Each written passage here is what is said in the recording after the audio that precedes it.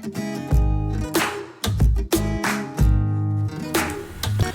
everyone, welcome back to my channel Investor Happy. Halo semua, video kali ini kita akan bahas ya salah satu emiten yang bukan laba ya. Kalau kita bandingkan dari per kuartal kemarin itu merugi ya, dan ini udah bukan laba. Dan ini potensi turnaround ya kalau kita, perusahaan ini mampu mempertahankan kinerjanya ya di kuartal berikutnya ya, di kuartal kedua, tiga, dan tahunannya ya.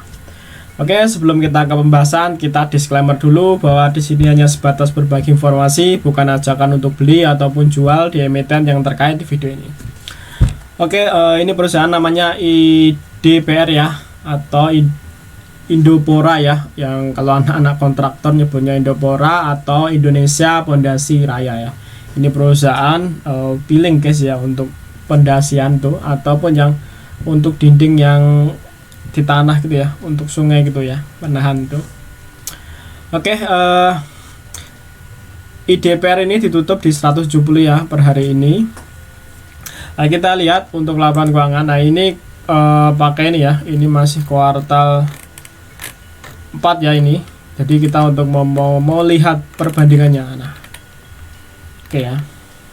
Ini kuartal 4 tahun lalu ya, ini dengan asetnya 1,4 ya guys ya. Kalau kita bandingkan per kuartal 1 di 2001 di 2002 ya, tadi kan 2001 dan ini 2002. Kalau kita lihat nih asetnya 1,5 ya, jadi asetnya naik ya.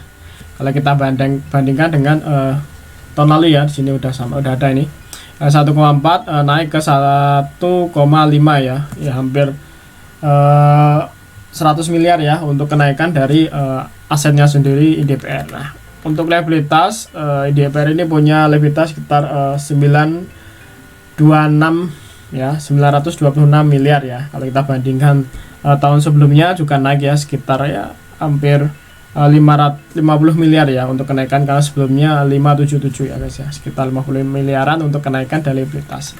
Untuk ekuitasnya masih sisa sekitar 626 ya, atau 626 miliar ya. Kalau kita bandingkan tahun sebelumnya ini naik ya, naik 6 miliar karena sebelumnya 620 ya, 620 miliar. Nah, ini penting ya, ini yang menarik. Kita lihat untuk pendapatan. Nah, pendapatan ini ada ya sekitar 5 miliar ya. Kalau sebelumnya itu rugi 227 sekian ya miliar ya, dia rugi 23 miliar di tahun sebelumnya ya, per kuartal ya. Ini sama-sama kuartal 1, tapi ini 2002 dan ini 2002, ini 2001 ya. Nah, kita lihat ya, ini laporan ya per kuartal 4 di tahun lalu ya untuk pendapatannya, biar nanti kita lihat urut per kuartalnya gitu ya. Kalau kita lihat untuk ini ya, ini kuartal 2001 ya, 2001, dan ini kan udah pakai ini aku ya, udah kuartal 4 ya, ini anualnya tahunan, jadi ini kuartal 4. Ini minus sekitar 137 ya miliar minusnya ya. Dan ini kalau kita lihat IPS-nya sekitar minus 69 ya. Kita lihat per kuartal 1 ini, kalau kita lihat per kuartal 1 ini IPS-nya udah 4 ya. Jadi sebelumnya rugi ya, rugi 69. Ini per 3 bulan aja ya, per 3 bulan pas Desember kemarin rugi IPS nya tuh 69. Sekarang udah surplus 4 ya, 4 ya, udah 4. Jadi lumayan naiknya sangat tinggi ya, dari minus ke 4 ya. Nah, ini untuk kenaikan, dan pendapatan juga sama ya, dulu minus 23 naik ke 5 miliar ya. Nah, ini untuk pendapatannya ya, untuk kenaikan pendapatannya.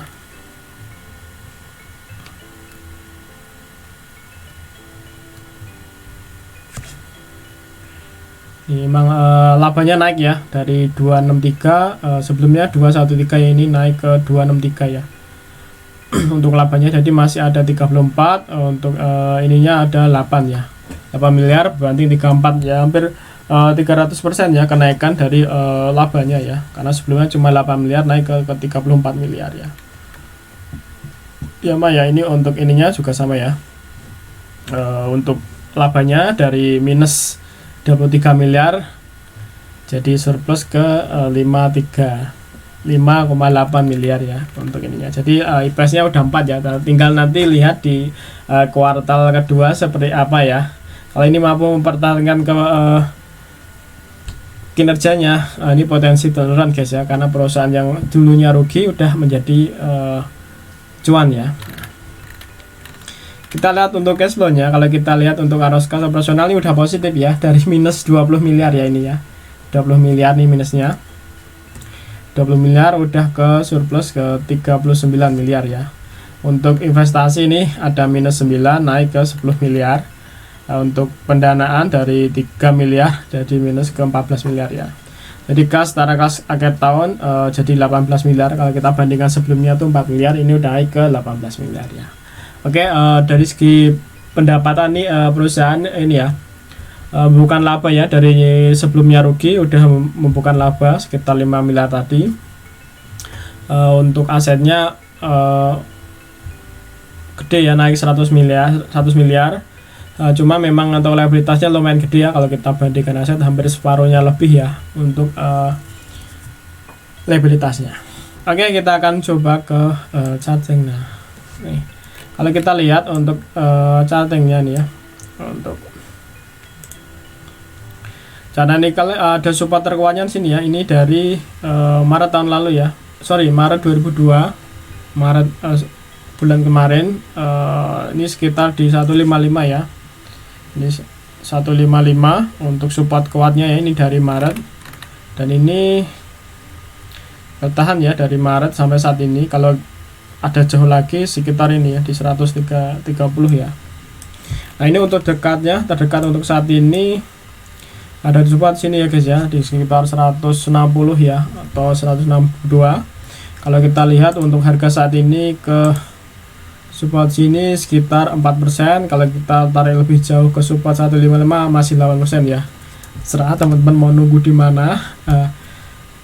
Silakan untuk mencari area terimanya sendiri ya. Tapi segi fundamental ini perusahaan ini bukan laba ya. Dan ini kemarin juga udah bagi dividen nih. Bagi dividen. Ini juga bagi dividen. Rutin ya bagi dividen perusahaan ini. Perusahaannya rutin bagi dividen, dan ini pernah sampai harga di 700 ya di tahun 2019. Nah, ini hampir tiap tahun bagi dividen ya, cuma minus di 2010 ya. Nah, mungkin COVID nih ya, pas COVID nggak bagi dividen ya, cuma di 2001 2002 ini bagi dividen.